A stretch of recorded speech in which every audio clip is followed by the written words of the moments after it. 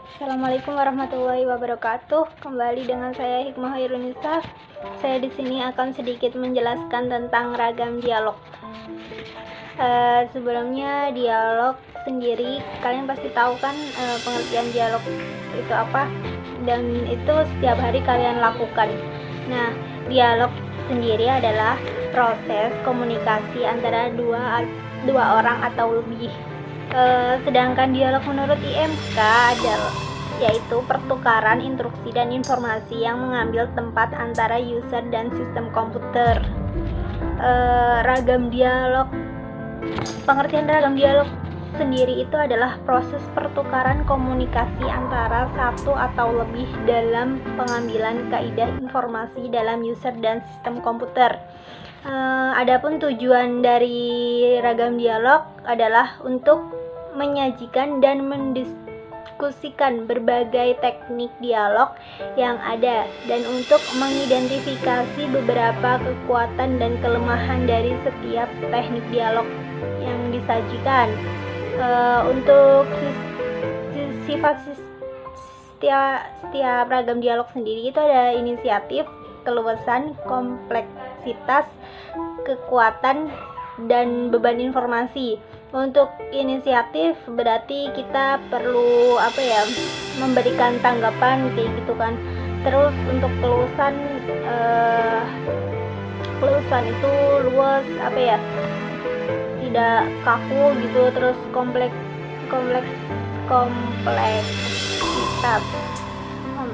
itu jelas kompleks. Terus kekuatan itu nyambung atau tidaknya. Sedangkan beban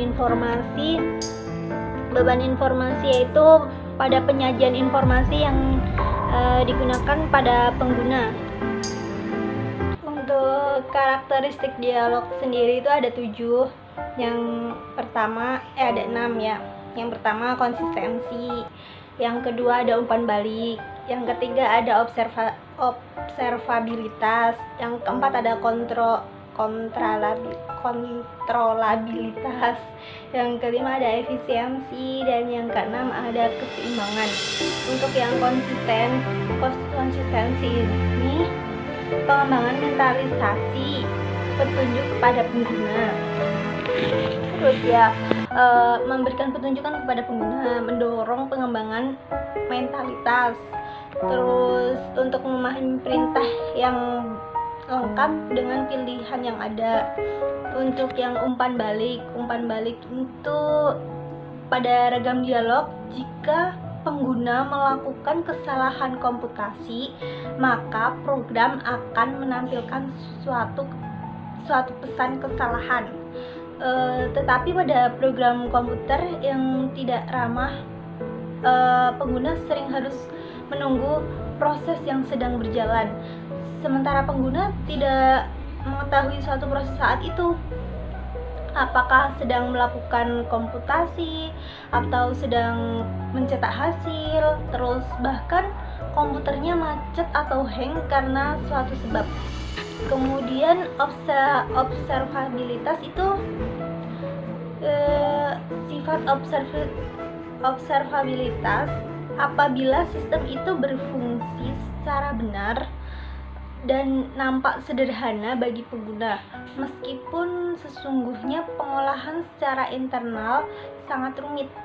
Kemudian kalau kontrabilitas itu merupakan kebalikan dari observabilitas yang barusan, dan hal ini berimplikasi bahwa sistem selalu berada di bawah kontrol.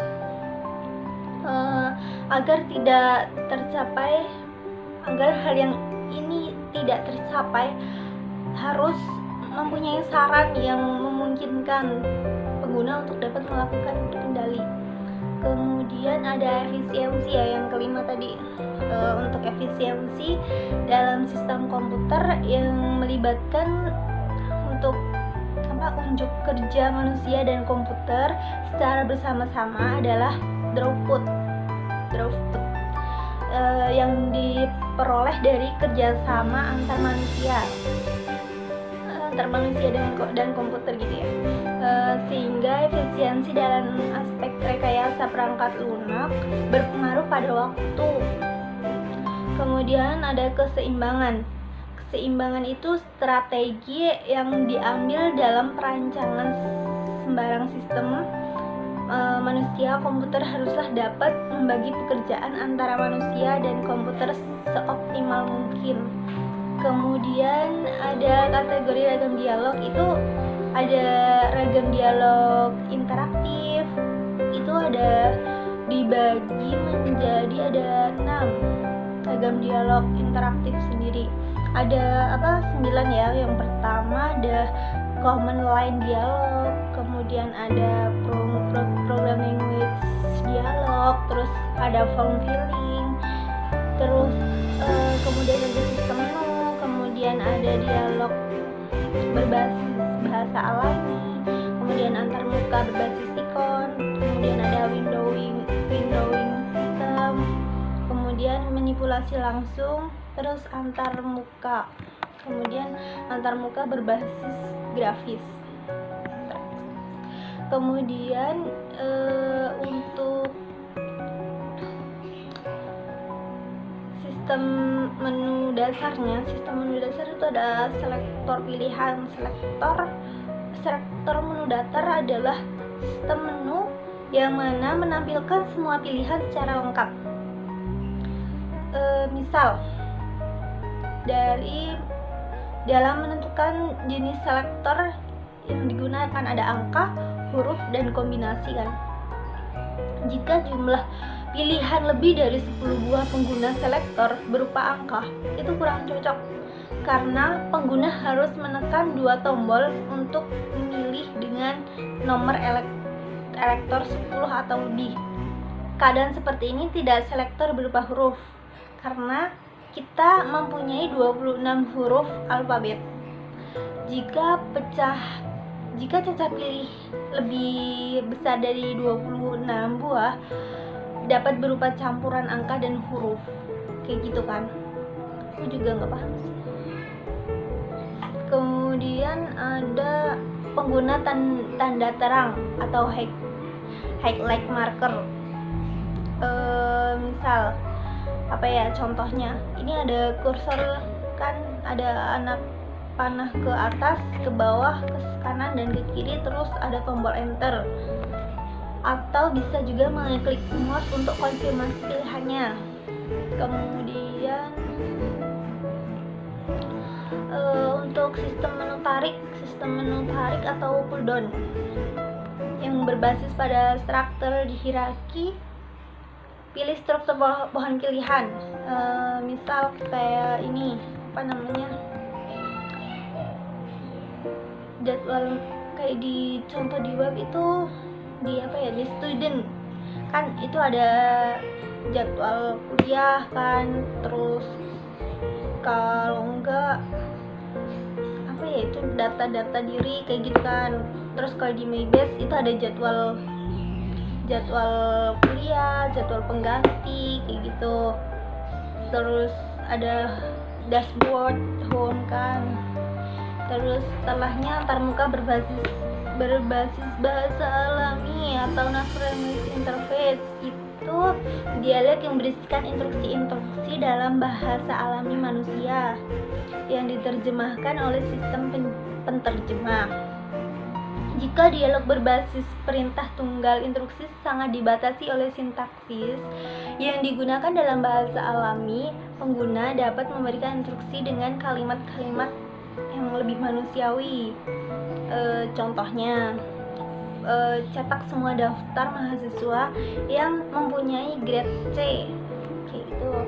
Terus itu perintahnya select, kemudian tanda bintang, from, data, where, grade sama dengan C. Ini tuh. Terus kemudian antarmuka berbasis icon. Dia menggunakan tombol, simbol, atau tanda untuk menunjukkan suatu pilihan aktivitas tertentu, kan?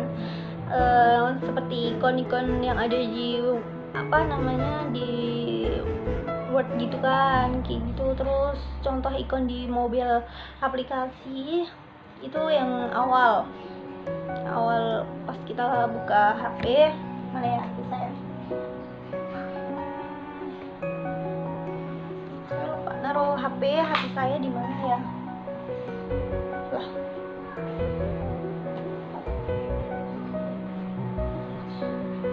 Oh, udah. Kayak kan di HP kayak gitu kan. Terus kemudian ada sistem pencendelaan. Kesamaan termuka memungkinkan pengguna untuk menampilkan berbagai informasi pada satu atau lebih jendela atau window. Penampilan lebih banyak informasi, misal akses lebih banyak, makanya akses lebih banyak sumber informasinya, kemudian kombinasi berbagai sumber informasi, kendali bebas dan jumlah program, komen, konteks gitu kan. Terus di jendela Windows sendiri ada jendela TTY, kemudian ada time multiplex window, kemudian ada spy multiplex window, kemudian ada non homogen. Terus pengertian jendela TTY sendiri jenis jendela yang paling sederhana, itu paling sederhana kayak common prompt gitu kan. Terus kemudian time multiplex window itu pemikiran yang mendasari digunakan istilah time multiplex bahwa layar tampilan merupakan sumber daya yang bisa digunakan secara bergantian oleh sejumlah jendela dan waktu yang berlainan. Contohnya pada editor teks Microsoft Access ya. Terus kemudian ada space multiplex window. Layar dibagi menjadi beberapa jendela dengan ukuran yang bervariasi dan jenis jendelanya dapat ditentukan berdasarkan ketergantungan antar satu bisa diletakkan di atas jendela yang lain, atas bawah kayak gitu kan. Contoh pada perangkat lunak Bravo itu bisa. Kemudian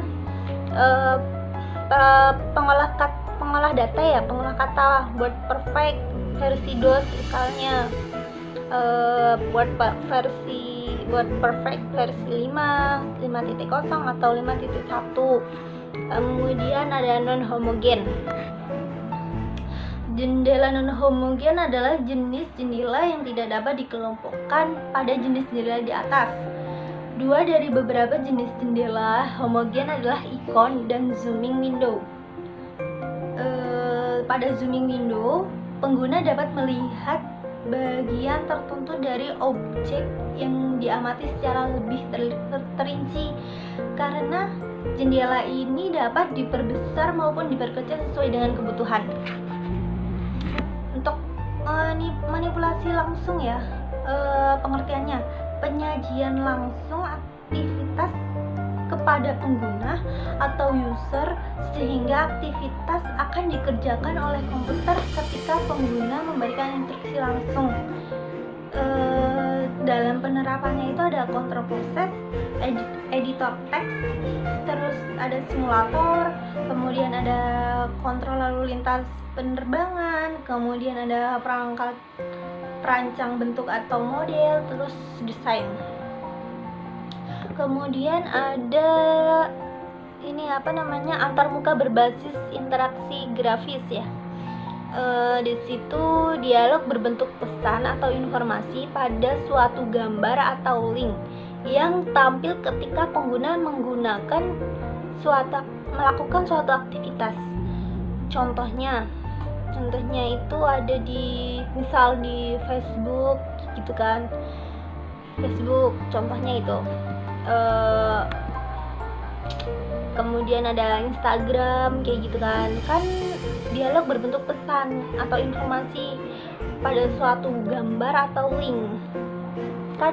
Kalau kita Facebook itu bisa masuk link kan, bisa menempatkan link di Facebook itu, terus bisa kita klik langsung gitu. Sekian dari saya. Apabila banyak kekurangan, saya mohon maaf.